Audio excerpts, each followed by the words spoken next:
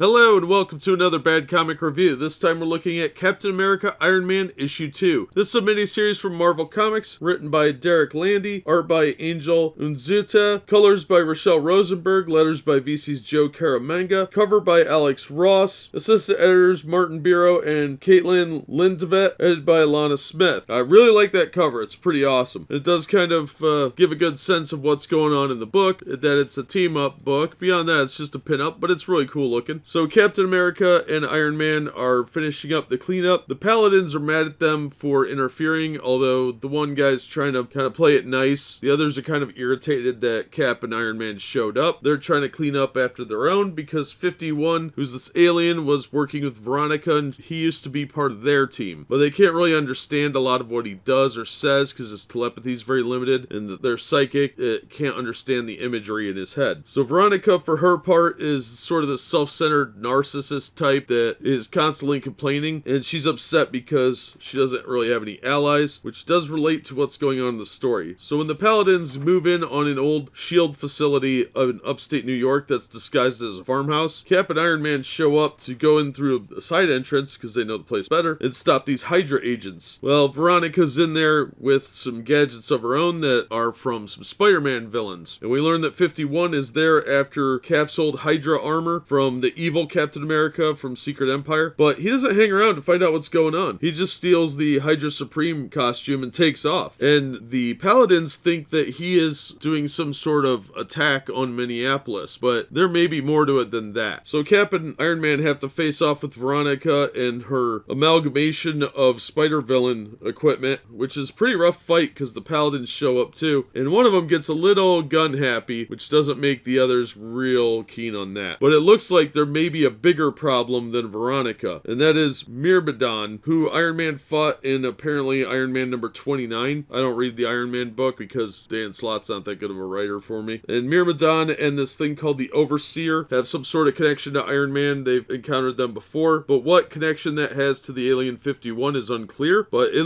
looks pretty interesting. Overall, this was a really fun issue. It was a good adventure story. The villain is arrogant and pretty unlikable, and she has these really annoying ways of talking, but there's some great interaction between Cap and Iron Man, and overall I thought the story was great. It was really fun. It was a good team up, and I think the art is largely good, but the artist needs to work on human faces a little more. They look a little too rigid occasionally too, like the arm positioning doesn't look quite right, and it looks very artificial. But the facial structure is the bigger problem for me, because sometimes people have weird expressions that don't look natural. It's very uncanny valley. But in costume, they look great. So I have to say that the art is actually a step up from last issue with some of the same minor issues, but it's not all the time. It's just a few panels here and there that could have been tweaked a little better. So I'm actually enjoying this, and I'm going to pick up issue 3. This is one of the better Marvel books I've read recently that's been new, so I'm going to recommend it. That's going to do it for this one. Thank you so much for listening and supporting the channel. If you enjoyed the video, please hit the like button and don't forget to subscribe so you don't miss future reviews. If you'd like to help the channel out in other ways, links are in the description to my merchandise store and other ways you can support me. And as always, hope to see you on the next one.